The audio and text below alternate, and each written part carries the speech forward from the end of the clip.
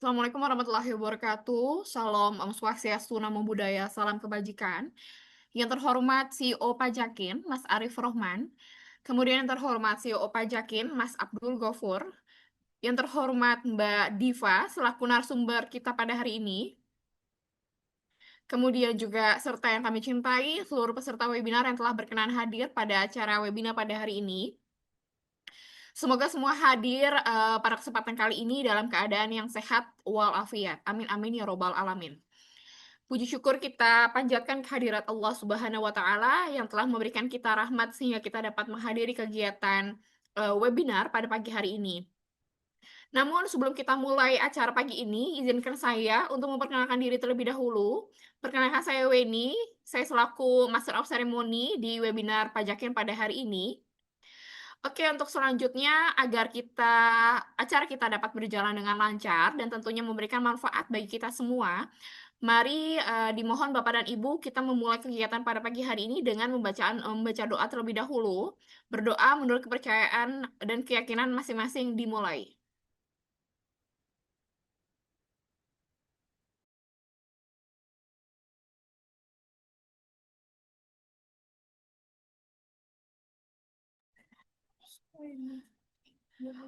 Berdoa selesai. Selanjutnya, sebagai bentuk kecintaan kita terhadap tanah air, marilah sejenak kita dengarkan lagu Indonesia Raya.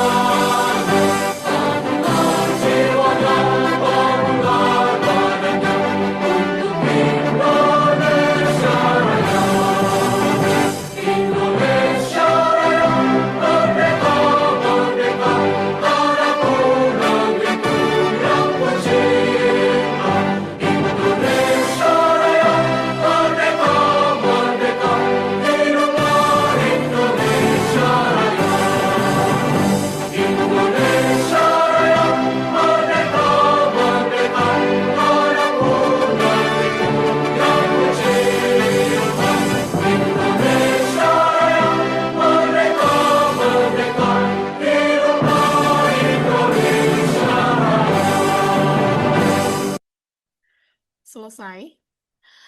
Untuk selanjutnya, mari kita sama-sama dengarkan lagu himne Himpunan Pengusaha Muda Indonesia.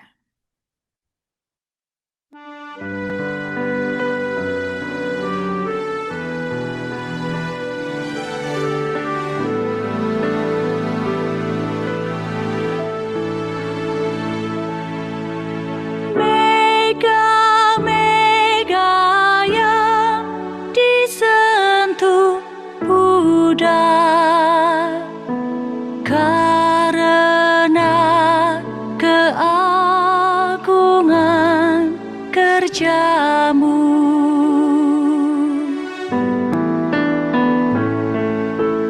Badai-badai yang ditentang nyisi karena kebesaran jiwamu. Tiadalah kebahagiaan sebesar selesai kerja. Tiadalah kelapangan jiwa sama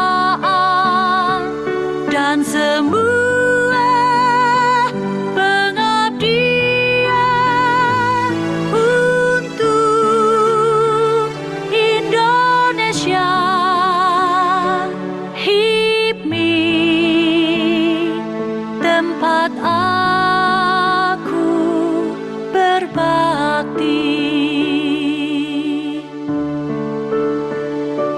HIPMI, tempat aku mengabdi.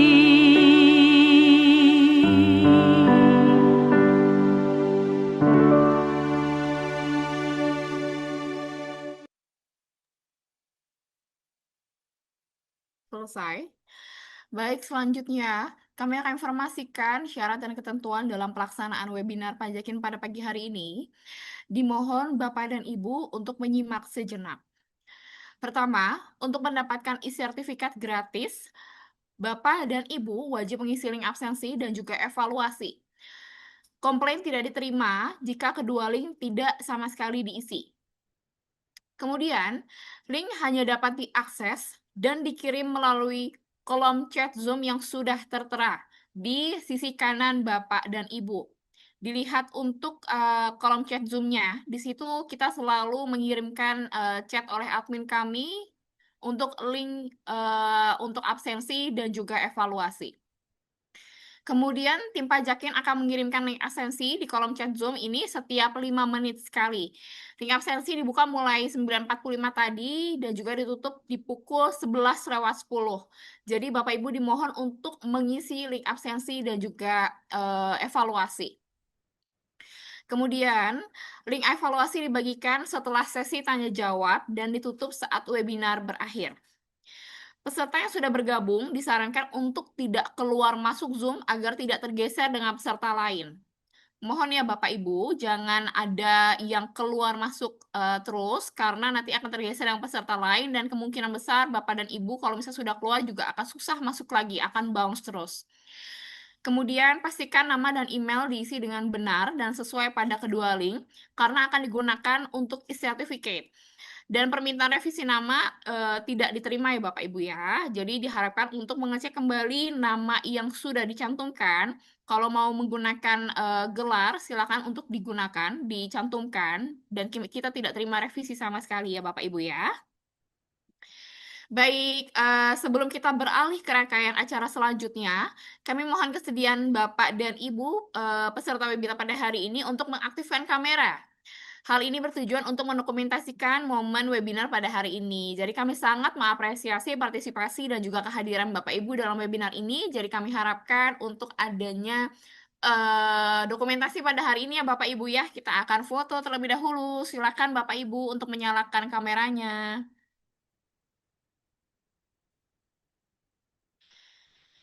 Oke, sudah nyalakan kamera Bapak Ibu ya. Oke, saya hitung dulu Bapak Ibu. Saya hitung mundur. 3, 2, 1.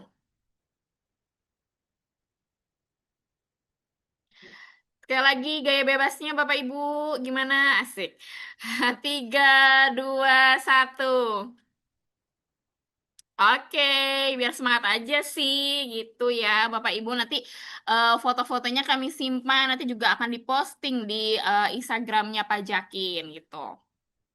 Kemudian, oke, jangan lupa Bapak Ibu ya, sekali lagi untuk mengisi link absensi. Itu admin kami sudah selalu mengirimkan 5 menit sekali ya untuk link absensinya, jadi mohon untuk diperhatikan. Baik, selanjutnya untuk mengawali acara, marilah kita dengarkan opening speech dari COO Pajakin. Kepada Mas Gofur, waktu dan jaringan kami persilahkan.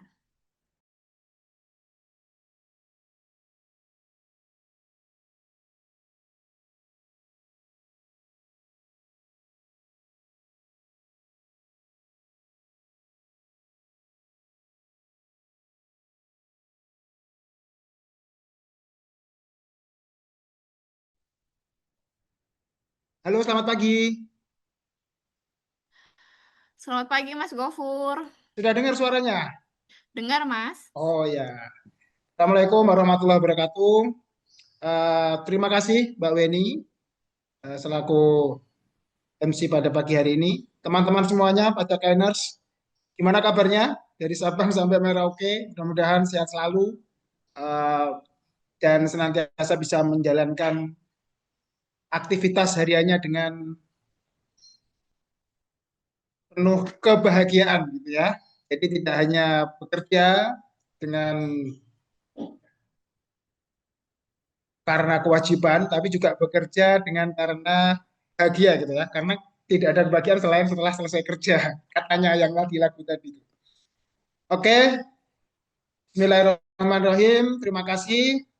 Puji syukur kehadirat Allah Tuhan Yang Maha Kuasa. Pada pagi hari ini kita semuanya masih diberikan kesehatan dan kita berharap kita bisa menjalankan aktivitas harian kita. Pada pagi hari ini, teman-teman Pajakener semuanya, kita kembali bertemu dalam forum webinar yang pada pagi hari ini mengambil tema apa ini? Sebentar, saya buka dulu. Panjang soalnya. Implementasi ketentuan perpajakan pada jasa konstruksi. Gitu ya. Jadi nanti kita akan membahas, kita akan mendiskusikan terkait dengan perusahaan jasa konstruksi, di mana kita akan bahas tentang regulasinya seperti apa, kemudian resikonya bagaimana, dan strategi untuk menjalankan kepatuhan perpajakannya seperti apa. Gitu ya. Dan sampai perusahaan konstruksi itu kita nggak tahu kewajiban pajaknya, sehingga ketika ada surat cinta dari KPP, dari kantor pajak, kita bingung, Pak. Ini ada apa ini kok saya dikasih surat? Gitu ya.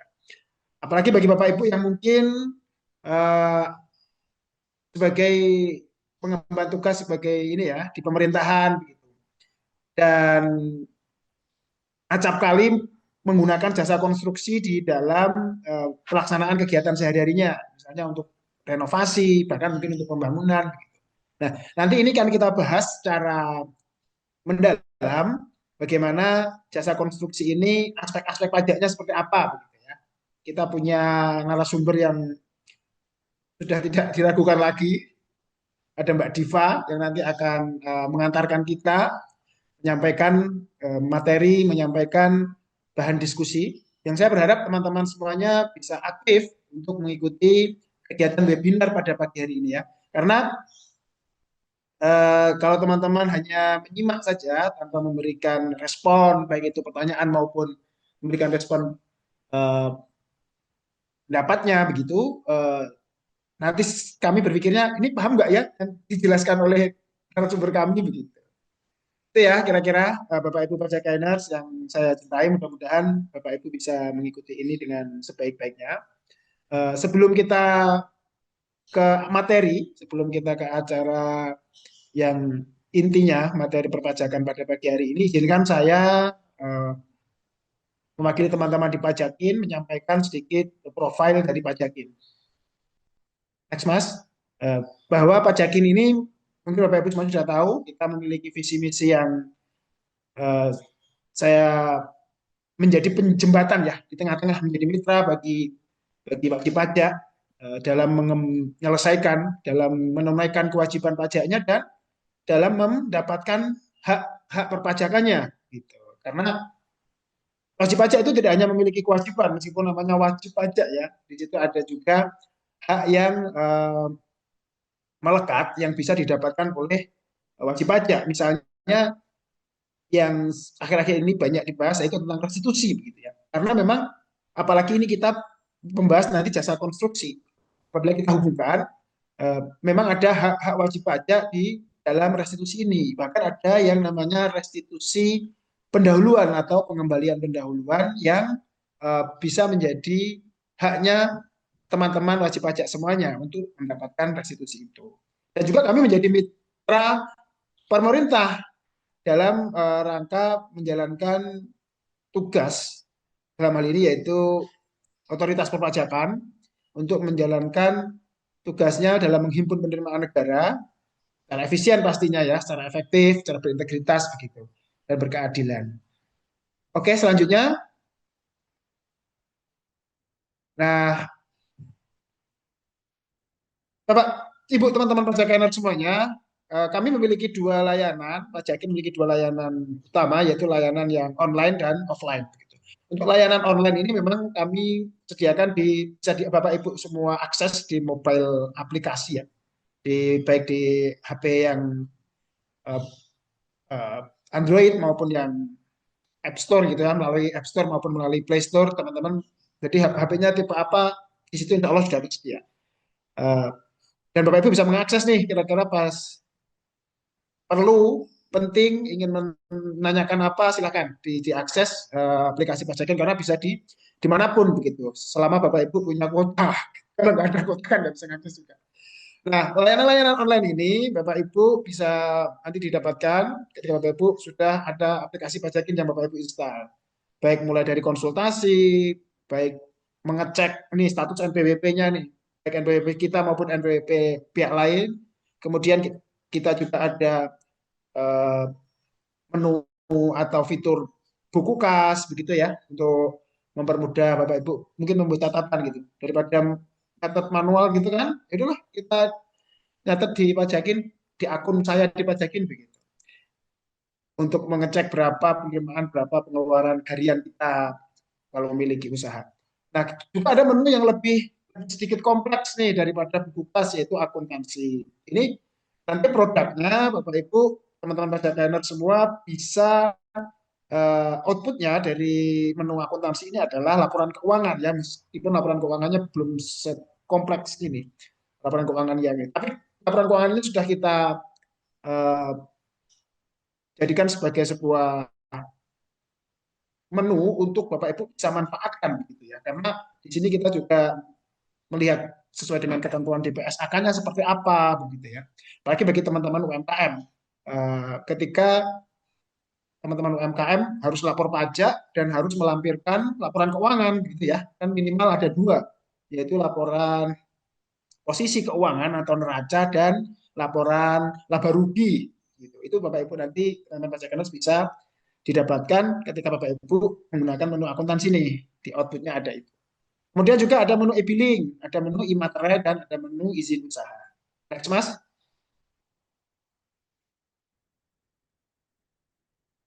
Nah, selain itu juga di proyek ini ada update informasi dengan peraturan-peraturan terbaru dan berita-berita terbaru mengenai pajak begitu ya, keuangan, pajak dan bea cukai tentunya karena kami juga bisa dalam hal ini teman-teman kalau mau menanyakan hal yang berkaitan dengan perpajakan-perpajakan yang update begitu. Selanjutnya, nah kalau untuk menu yang tadi konsultasi teman-teman tinggal buka. Saya kira sudah yang sudah punya aplikasi Pajakin pasti sudah paham, sudah mengerti. Tinggal dibuka menu konsultasinya, kemudian dilengkapi formnya, dipilih ya, diisi mau menanyakan tentang apa gitu misalnya. Oh, mau menanyakan tentang PPh orang pribadi atau ada transaksi jual beli tanah, tanyakan next. Kita mulai dengan chat atau video call. Setelah Bapak Ibu nyamannya mana? Kalau mau oh saya mau nggak terlalu suka nulis, sukanya langsung bicara atau ngomong, ya udah pakai menu video call begitu ya. Bisa Bapak Ibu akses juga. Selanjutnya, nah untuk cek status NPWP, teman-teman pajak planner juga bisa manfaatkan ini kalau kira-kira misalnya perlu ya. Apakah karena lama ini nggak lapor pajak, lama nggak digunakan untuk NPWP, apakah masih aktif atau sudah non efektif? Karena memang kadang-kadang NPWP kita tuh kalau lama nggak digunakan, lama nggak dipakai, lama nggak di laporan pajaknya kita nggak pernah melaporkan pajak kita, nggak pernah membayarkan pajak kita, biasanya NPWP kita bisa non efektif gitu secara sendirinya atau secara jabatan. Selanjutnya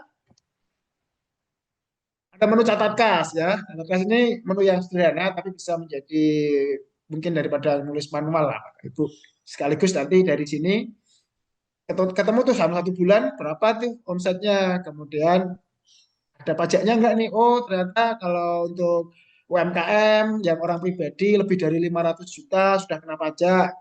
Dihitung tuh nanti, oh pajaknya segini, 0,5%. Nanti keluar, Bapak Ibu tinggal buat ID billing, sekali billing, langsung dibayar bisa. Kayak QRIS juga bisa. Gitu. Ini memang untuk UMKM ya atau orang pribadi yang punya usaha itu lebih lebih memudahkan. Next Mas.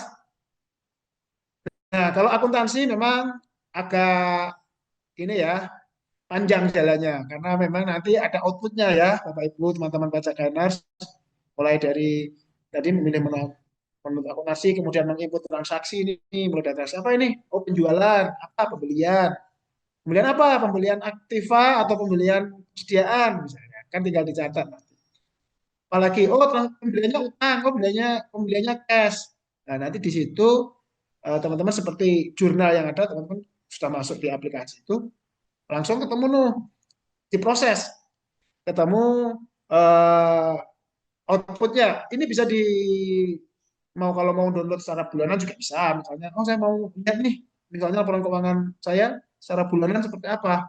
Teman-teman juga bisa menggunakan menu akuntansi ini untuk melakukan pencatatan secara lebih detail terhadap transaksi-transaksi usahanya.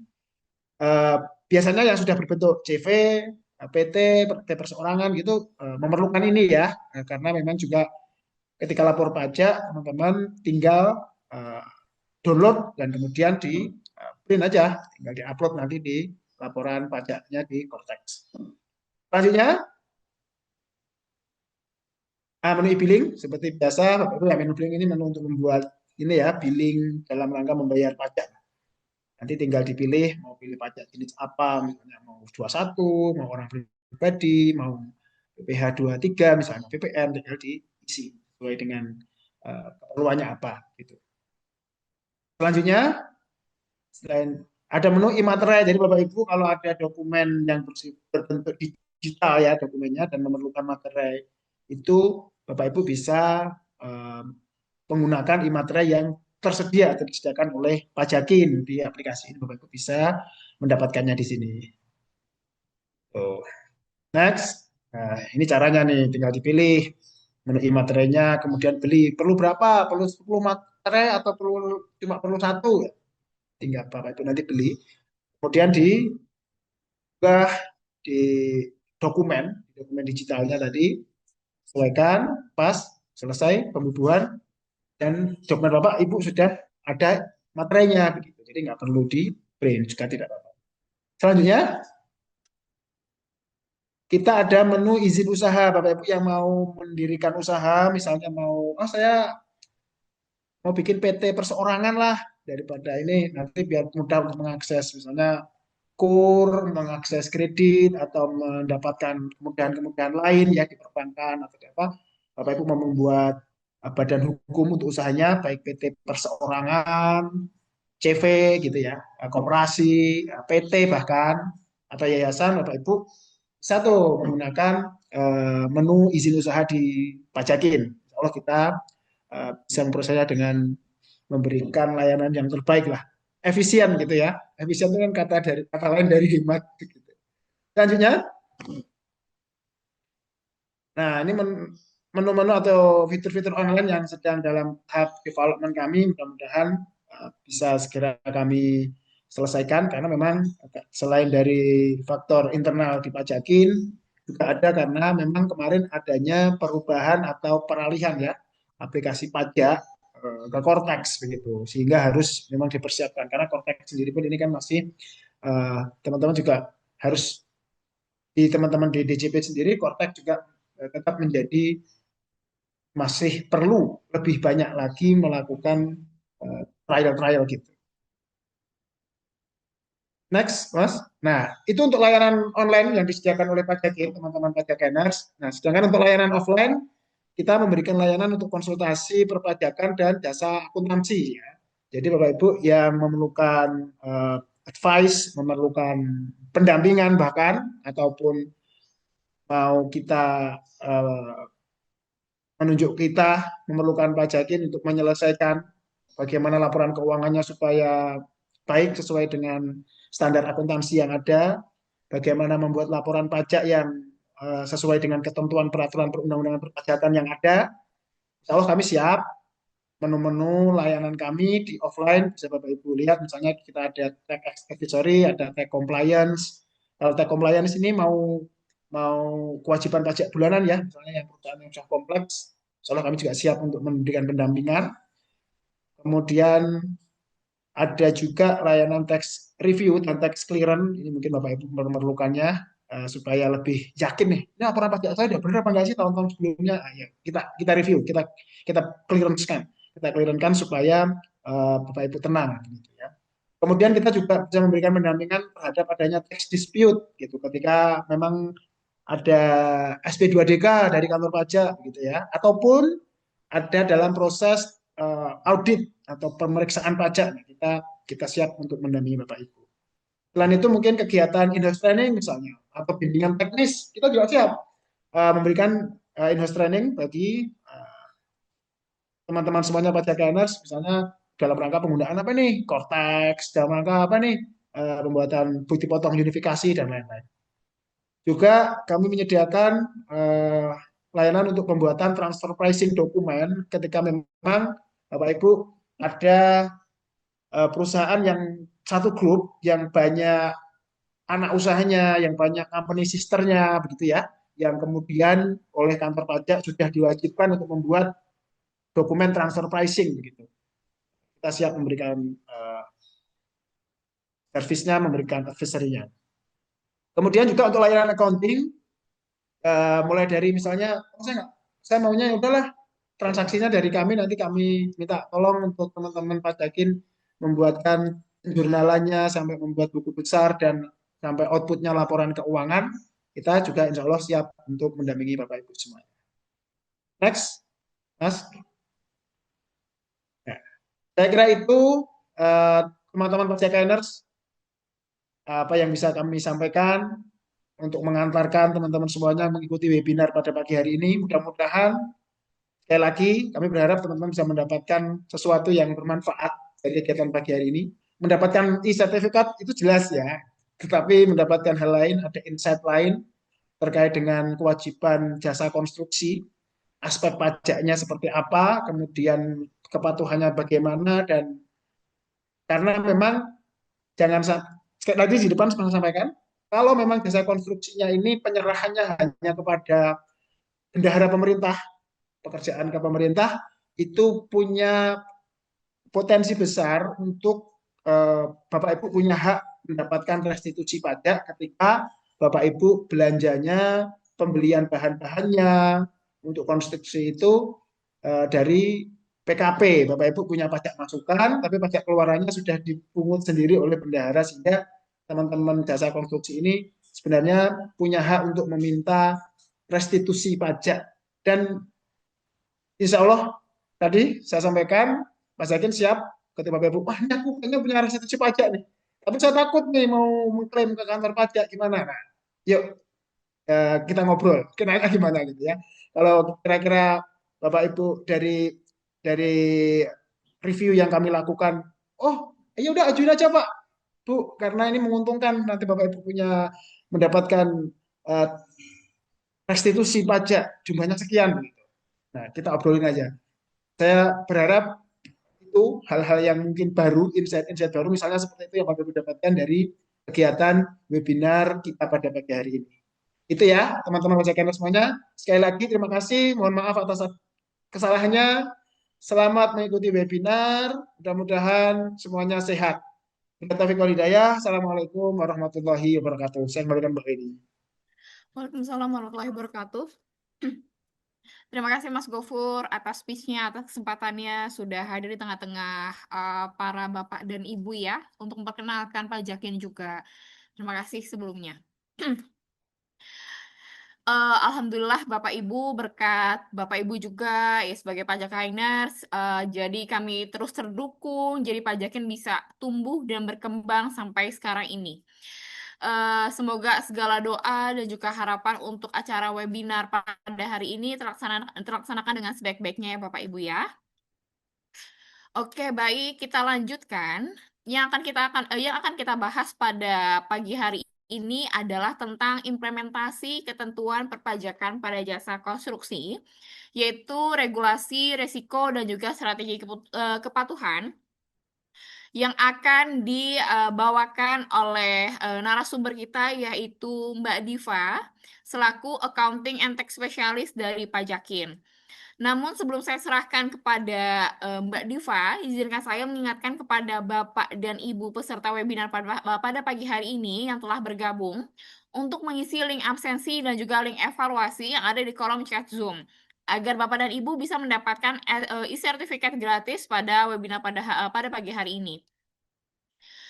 Untuk link absensi dan juga evaluasi itu nanti akan selalu di-share di 5 menit sekali ya Bapak Ibu ya. Jadi jangan khawatir. Jangan khawatir tidak diberikan, jangan khawatir bahwa Bapak Ibu tidak mengisi. Itu nanti akan admin kami yang akan men-share link absensinya setiap 5 menit sekali. Seperti itu. Kemudian untuk link absensi akan kami tutup pukul 11:10 waktu Indonesia Barat. Jadi diharapkan untuk Bapak dan Ibu untuk segera mengisi linknya, dan untuk link evaluasi itu nanti akan kami bagikan setelah sesi tanya jawab, serta akan langsung ditutup pada saat webinar selesai. Jadi diharapkan untuk Bapak dan Ibu tidak keluar masuk Zoom ya Bapak Ibu ya, karena khawatir akan tergeser dengan peserta lainnya. Serta jangan lupa untuk bergabung pada grup WhatsApp yang nanti akan dikirimkan oleh tim Pajakin melalui kolom chat Zoom. Jadi untuk grupnya tersebut adalah grup WhatsApp webinar hari ini, itu nanti akan dikirimkan oleh tim Pajakin melalui kolom chat Zoom. Jadi selalu dicek ya Bapak Ibu ya, selalu dicek kembali untuk kolom chat Zoom-nya. Kemudian jangan lupa bagi peserta yang sudah memiliki pertanyaan, silakan untuk mengisi link tanya jawab yang sudah dikirim juga di kolom chat Zoom. Itu nanti akan ada sesi tanya jawab yang akan dijawab langsung oleh Mbak Diva selaku Tax and Accounting Specialist kami. Seperti itu. Nah, nanti kami juga akan mengadakan sesi kuis sebanyak 3 kali. Ini di luar dari link pertanyaan tadi Bapak Ibu ya. Jadi nanti kami juga akan mengadakan sesi kuis sebanyak 3 kali setelah pemaparan materi itu selesai. Jadi maka dari itu Bapak Ibu dimohon untuk menyimak dengan baik apa yang disampaikan oleh Mbak Diva agar berkesempatan mendapatkan hadiah menarik dari Pajakin. Baiklah Bapak dan Ibu, kita langsung saja ke acara inti pada hari ini, yaitu pemaparan materi terkait implementasi ketentuan perpajakan pada jasa konstruksi, regulasi, risiko, dan juga strategi kepatuhan.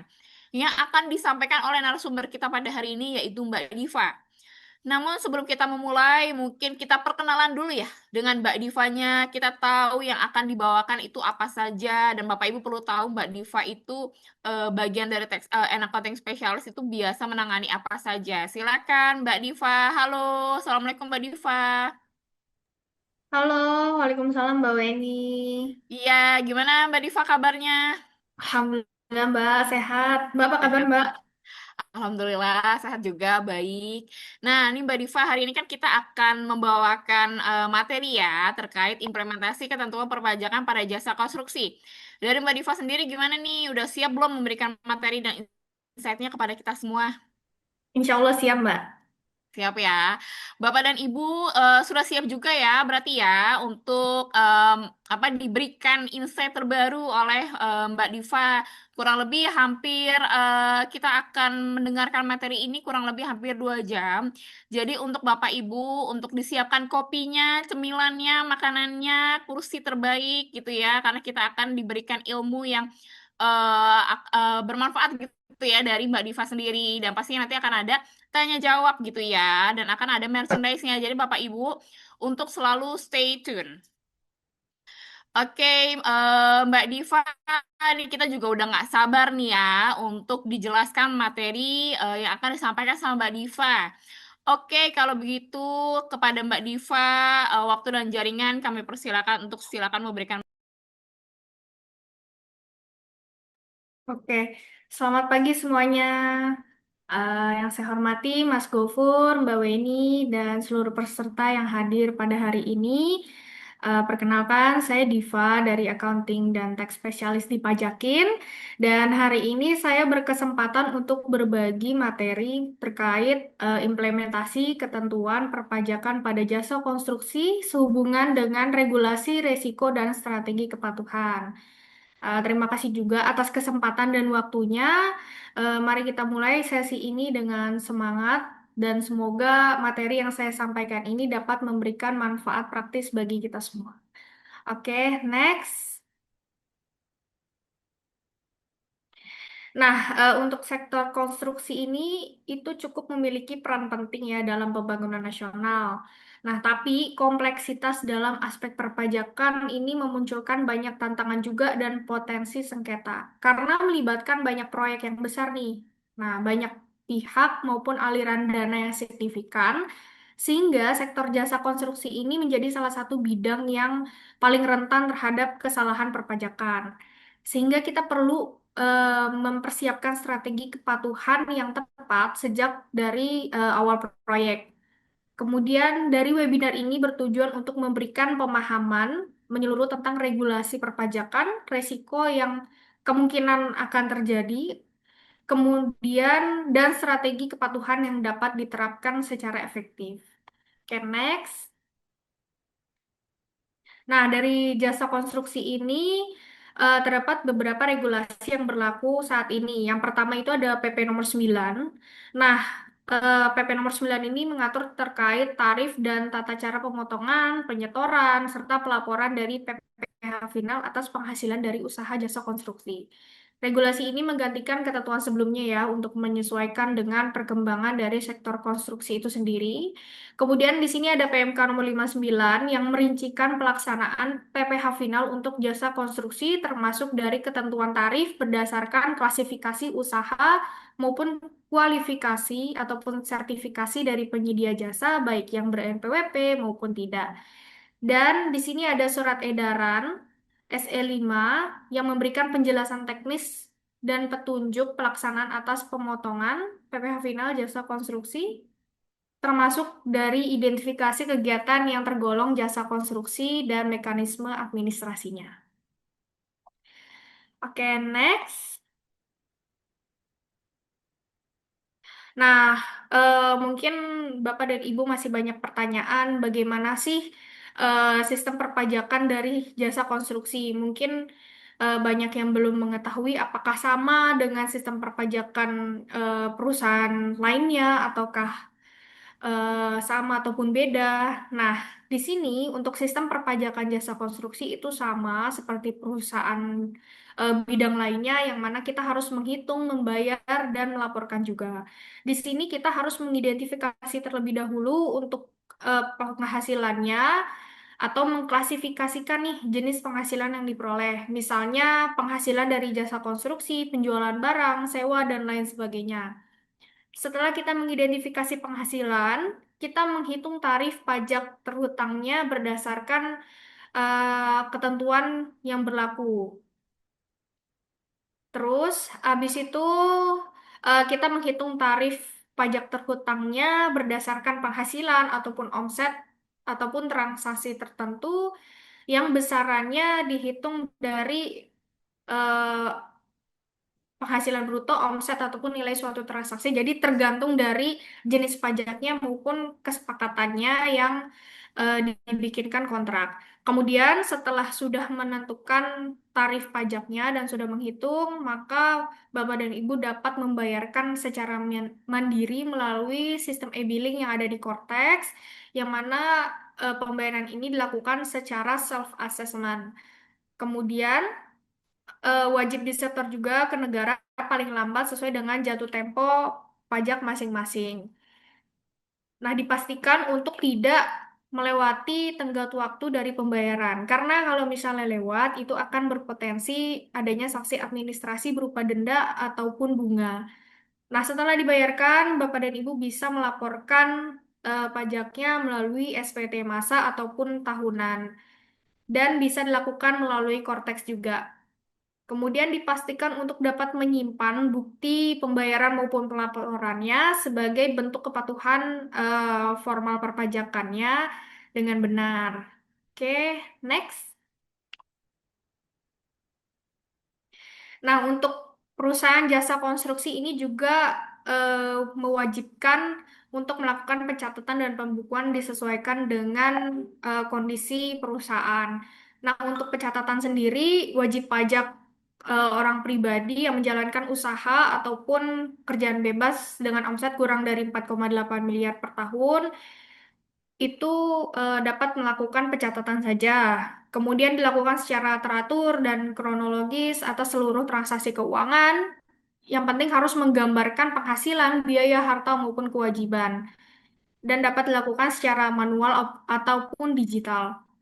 Dan yang kedua, bagi wajib pajak yang melebihi 4,8 miliar per tahun, itu wajib melakukan pembukuan.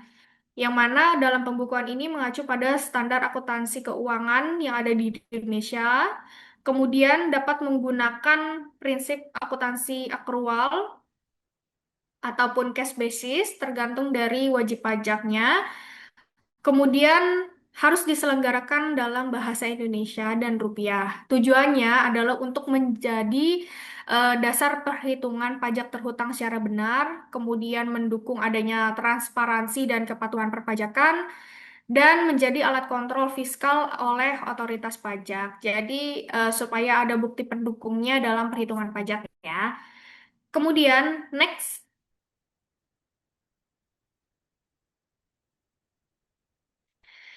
Nah, di sini ada beberapa jenis jasa konstruksi, yang mana yang pertama itu ada jasa perencanaan konstruksi, yaitu layanan profesional yang diberikan oleh perencana ataupun konsultan teknik dalam tahap awal sebelum konstruksi dimulai. Nah, kegiatannya ini termasuk dari studi kelayakan proyek, perencanaan teknis bangunan maupun infrastruktur, terus penyusunan gambar kerja, spesifikasi teknis, maupun penyusunan dokumen lelang. Nah, contoh pelaku usahanya yaitu seperti konsultan arsitek, konsultan sipil, maupun biro perencana. Kemudian pajak yang terkait dengan jasa perencanaan konstruksi itu ya PPh final 4% dari penghasilan bruto maupun PPN 11% karena merupakan jasa kena pajak. Kemudian yang kedua yaitu jasa pelaksanaan konstruksi yang mana layanan pelaksanaan fisik pembangunan, pemeliharaan, perbaikan maupun pembongkaran suatu bangunan. Kegiatan ini termasuk dari pelaksanaan pekerjaan struktur, arsitektur, mekanikal, elektrikal, pemeliharaan atau rehabilitas bangunan maupun pembangunan baru ataupun renovasi proyek sipil dan gedung. Nah, contoh pelakunya ini siapa sih? Kontraktor utama, subkontraktor pelaksana, BUMN atau BUMD dari konstruksi. Nah, pajak yang terkait yaitu PPh final sebesar 2,65% tergantung apakah perusahaan tersebut memiliki sertifikat ataupun tidak. Karena sertifikat konstruksi itu menentukan tarif PPh final yang akan dikenakan. Jadi semakin besar tarifnya itu ditentukan dari tidak bersertifikatnya gitu dan PPN 11%. Dan yang terakhir ini ada jasa pengawasan konstruksi yang mana layanan profesional yang memastikan pelaksanaan konstruksi sesuai dengan dokumen perencanaan dan spesifikasi teknis. Nah, kegiatan yang termasuk ini yaitu monitoring jadwal dan mutu pekerjaan, verifikasi spesifikasi teknis, kemudian pengendalian biaya dan anggaran proyek maupun dari dokumentasi kemajuan proyek yang sedang dijalankan.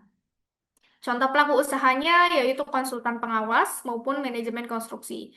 Dan pajak yang terkait itu adalah PPh final 4% dari penghasilan bruto dan PPN 11% atas jasa pengawasan.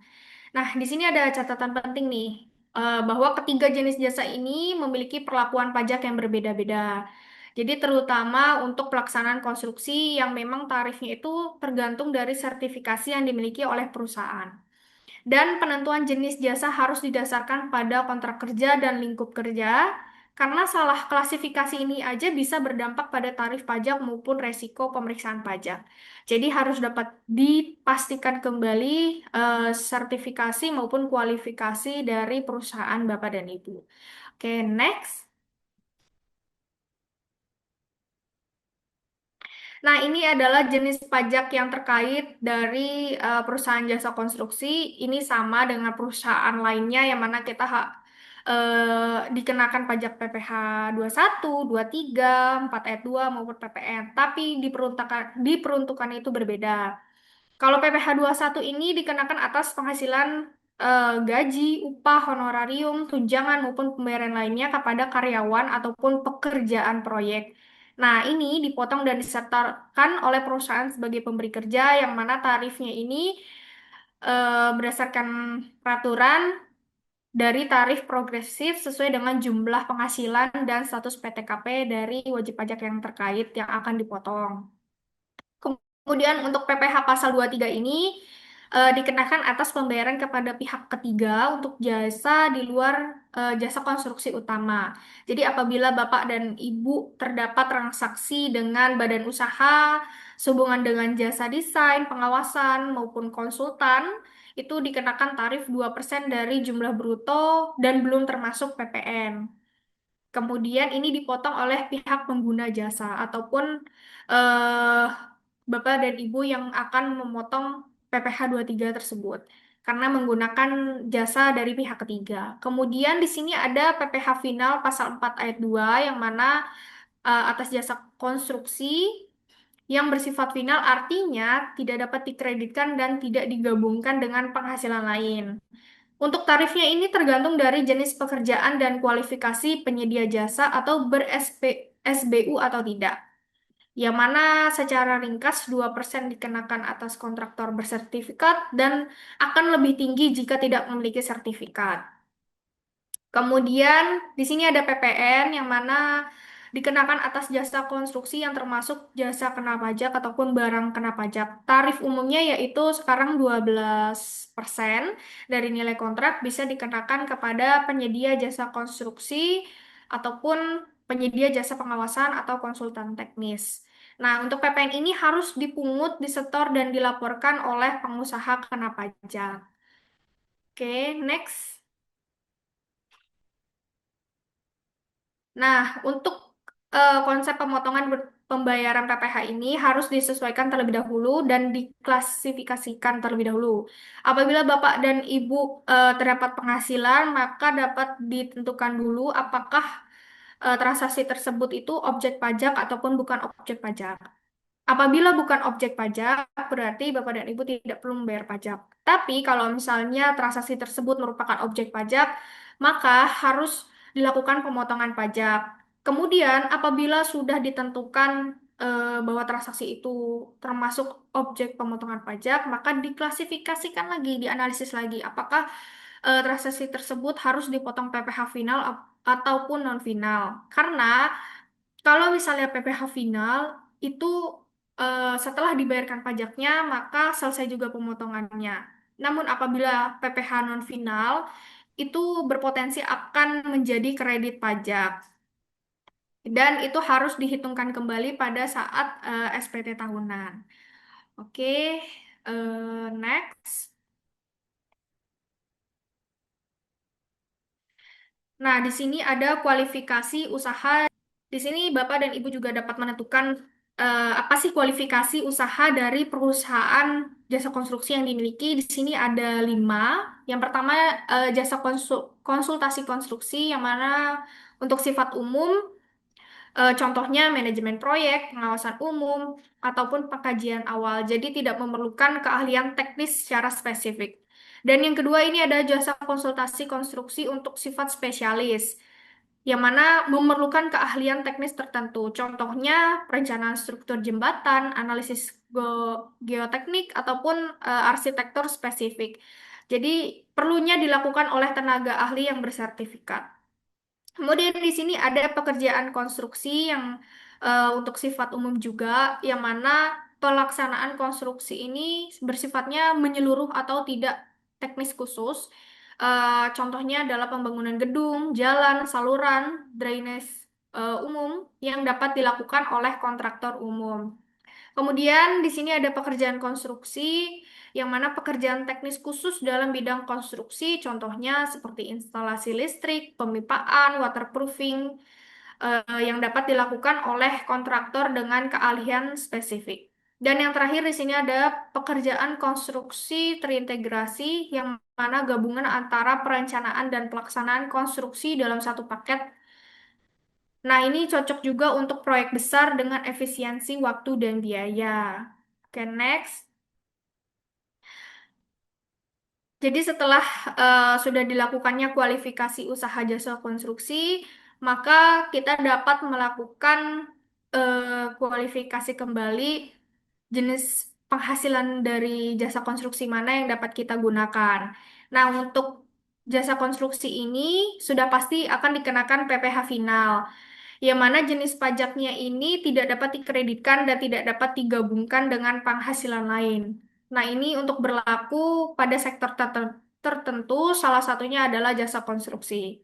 Kemudian, eh, turun dari PPh final ini bahwa penghasilan yang diperoleh dari aktivitas jasa konstruksi ya, seperti pembangunan, perencanaan, pengawasan, dan kegiatan lain yang berkaitan dengan konstruksi sudah pasti dikenakan PPh final. Namun sesuai dengan ketentuan yang berlaku. Nah, kemudian dalam menentukan tarifnya, tarif PPh final, pastinya akan ada jenis-jenis pekerjaan dari jasa konstruksi. Yang pertama itu ada konsultasi konstruksi, yang mana layanan yang bersifat non-fisik seperti pengkajian teknis, perencanaan, perancangan, pengawasan, manajemen proyek konstruksi. Nah, biasanya ini dilakukan oleh tenaga ahli ataupun konsultan bersertifikat.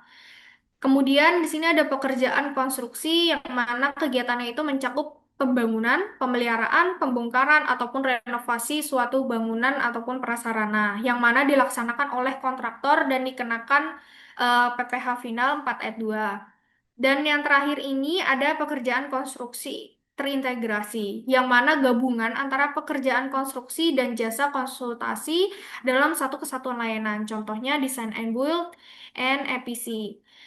Kemudian dilakukan oleh penyedia jasa yang menangani mulai dari perencanaan hingga pembangunan.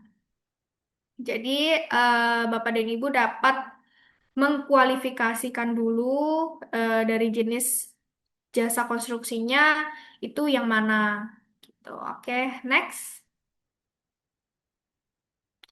Nah, kemudian di sini itu ada tarif PPh final atas jasa konstruksi. Dari ketiga jenis sebelumnya, yang mana ada pekerjaan konstruksi terintegrasi maupun konsultasi konstruksi ini menentukan tarif besaran pajaknya yang harus dibayarkan.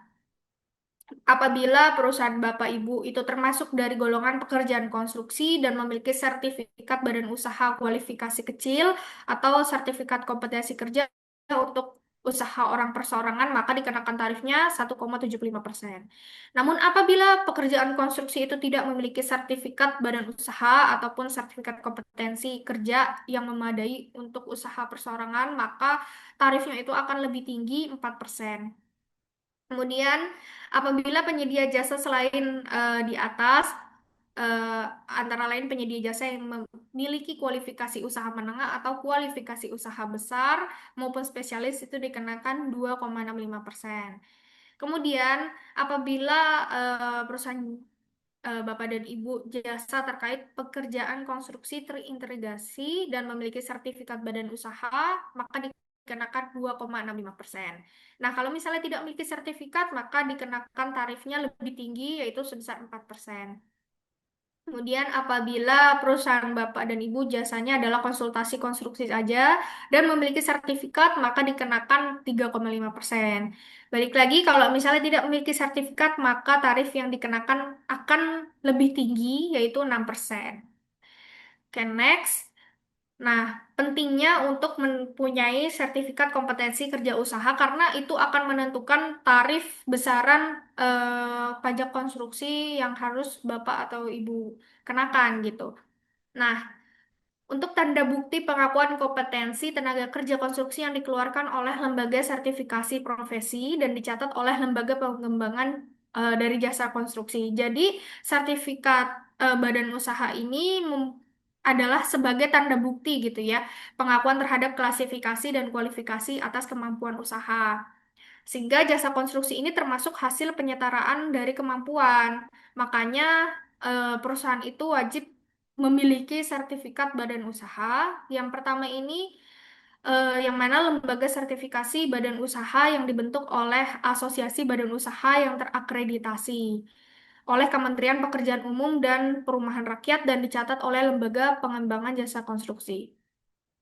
Kemudian, lembaga sertifikasi badan usaha yang telah diakreditasi oleh Menteri yang menyelenggarakan urusan pemerintahan di bidang energi dan sumber daya mineral atau menteri yang menyelenggarakan urusan pemerintahan di bidang energi dan sumber daya mineral. Oke, next. Nah, ini adalah kewajiban memiliki sertifikasi, yang mana pemberlakuan pajak penghasilan yang bersifat final pada para penyedia jasa konstruksi yang belum memiliki sertifikat bukan berarti menghapus ataupun menggugurkan kewajiban mereka untuk tetap memiliki sertifikasi yang sebagaimana diatur ya di dalam perundang-undangan yang berlaku. Dengan kata lain, meskipun penyedia jasa dikenakan pajak final, hal tersebut itu bukan menjadi alasan atau pembenaran untuk mengabaikan kewajiban memperoleh sertifikat keahlian atau sertifikat badan usaha yang merupakan persyaratan utama dalam menjalankan kegiatan konstruksi ya secara sah dan profesional di Indonesia. Jadi, Bapak dan Ibu disarankan untuk memiliki kewajiban eh, memiliki sertifikasi badan usaha semata-mata juga untuk agar tarif pajak yang dikenakan itu lebih kecil kalau memiliki sertifikat dari eh, jasa konstruksi tersebut. Oke, next. Nah, mungkin banyak pertanyaan juga kalau misalnya saya punya perusahaan jasa konstruksi ataupun ada transaksi sama jasa konstruksi harus dikenakan PPh tiga ataupun atau PPh 4 ayat 2 ya. Nah, di sini ada perbedaannya dari pasal 23 maupun pasal 4 ayat 2 dari jasa konstruksi. Apabila penyedia jasa ini tidak bergerak dalam lingkup usaha jasa konstruksi serta tidak memiliki izin sertifikasi yang membuktikan bahwa mereka ini adalah pelaku usaha jasa konstruksi yang sah, maka eh, akan dikenakan PPh pasal 23. Karena dengan kata lain penyedia jasa tersebut itu bukan merupakan badan usaha konstruksi yang terdaftar dan tersertifikasi secara hukum maupun dalam lingkup regulasi sektor konstruksi. Nah, sebaliknya, apabila penyedia jasa memang bergerak dalam bidang jasa konstruksi dan kegiatan usahanya telah dilakukan secara resmi ya melalui kepemilikan izin usaha jasa konstruksi atau sertifikat badan usaha, maka pengenaan pajak penghasilan dilakukan berdasarkan PPh pasal 4 ayat 2 yang bersifat final. Nah, hal ini menunjukkan bahwa entitas tersebut adalah pelaku usaha konstruksi yang telah memenuhi persyaratan legal formal sesuai dengan ketentuan perundang-undangan yang berlaku. Maka pentingnya mengetahui kualifikasi dari perusahaan yang sedang dijalani ataupun perusahaan terkait eh, lawan transaksi kita, karena itu akan menentukan tarif pengenaan pajaknya gitu. Apakah dikenakan PPh pasal 23 ataupun jasa konstruksi. Oke, next.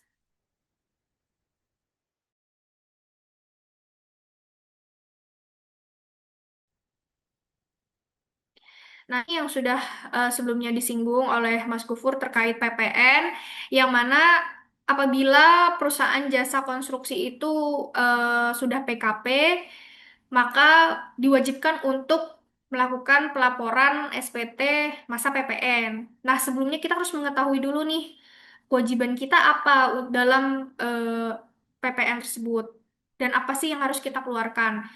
Nah, apabila perusahaan jasa konstruksi itu menjualkan barang, maka diwajibkan untuk mengeluarkan PPN keluaran. Yang mana perbedaannya antara PPN keluaran dan PPN masukan yaitu dari sumbernya. PPN keluaran ini dari penyerahan jasa ke pelanggan atau dari penjual ke pelanggan. Nah, kalau PPN masukan ini dari pembelian jasa atau barang ke vendor. Apabila kita ada pembelian eh, ke vendor, maka kita dapat PPN masukan. Nah, dari dipungutnya, kalau PPN keluaran dari penyedia jasa konstruksi, kalau PPN masukan itu dibayar oleh penyedia jasa konstruksi. Fungsinya, kalau PPN keluaran itu kewajiban kita sebagai penjual untuk menyetorkan PPN ke negara. Tapi kalau PPN masukan yang kita dapat itu bisa dikreditkan untuk mengurangi PPN keluaran. Dan dalam pelaporannya, keduanya juga dilaporkan dalam SPT masa PPN, tapi konsep dari PPN masukan ini ada dua, yaitu bisa menjadi pengurang pajak keluaran kita di SPT masa PPN atau dapat kita lakukan pengembalian pendahuluan ataupun restitusi PPN apabila sudah besar ya PPN masukan yang kita dapat dari vendor itu dapat dilakukan pengembalian pendahuluan ataupun restitusi. Apabila Bapak dan Ibu eh, merasa ingin PPN masukannya dijadikan kredit pajak aja nih untuk melakukan pengurangan di PPN keluaran itu nggak apa-apa. Tapi kalau misalnya mau dicairkan sebagai pengembalian pendahuluan ataupun restitusi PPN, itu boleh saja, namun dapat dipastikan bahwa SPT masa bulan berjalan ataupun berikutnya itu tidak ada terutang pajak kembali ataupun ada resiko-resikonya. Contohnya mau melakukan pengembalian pendahuluan di bulan Juni, ternyata di bulan Juli itu ada PPN keluaran yang harus dibayarkan. Nah, potensi eh, pajak terutang itu juga harus dipertimbangkan apabila mau mencairkan pengembalian pendahuluan maupun restitusi PPN. Oke, next. Nah, untuk pelaporan SPT tahunan badan jasa konstruksi itu juga sama seperti perusahaan bidang lainnya, yaitu harus melaporkan SPT tahunan badan paling lambat 30 April di setiap tahunnya. Nah, laporan ini juga mencakup penghasilan termasuk yang dikenai PPh final maupun non-final, serta harus disertai dokumen pendukung seperti laporan keuangan, daftar proyek, dan bukti potong pajak. Jadi, untuk Bapak dan Ibu yang memiliki perusahaan jasa konstruksi, walaupun sudah dipotong nih oleh eh, lawan transaksi PPN-nya ataupun PPh finalnya, itu tetap harus melaporkan SPT tahunan badan eh, di tanggal 30 April. Jadi walaupun sudah dipotong, itu tetap harus dilaporkan juga ya SPT tahunan badannya. Ataupun kalau misalnya sudah bayar nih PPN setiap bulan, apakah masih mewajibkan untuk lapor tahunan? Itu jawabannya wajib masih melaporkan SPT tahunan badan. Gitu. Oke, next.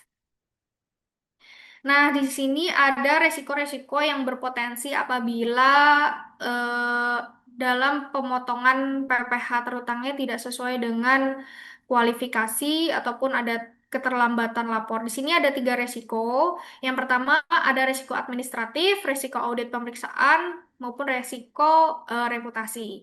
Nah, resiko administratif ini adalah resiko yang muncul akibat kesalahan ataupun kelalaian dalam proses administrasi perpajakan, baik yang disengaja maupun tidak. Nah, ini termasuk dari keterlambatan setor dan lapor pajak.